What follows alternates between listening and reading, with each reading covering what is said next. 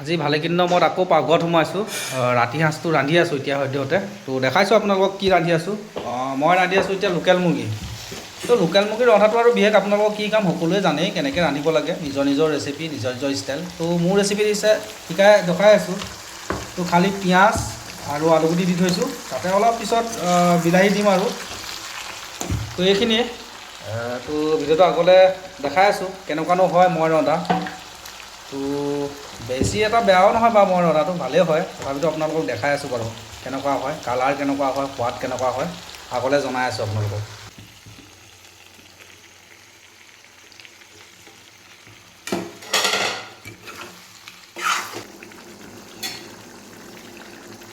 finally ৰাইজ খাব লৈছোঁ তো টেষ্টটো কৰিয়ে চোৱা নাই অকল এতিয়া খাম আৰু আপোনালোকক দেখাইছোঁ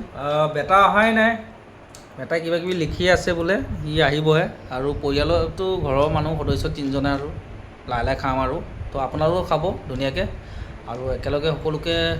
শুভ ৰাতি জনালোঁ আৰু থেংক ইউ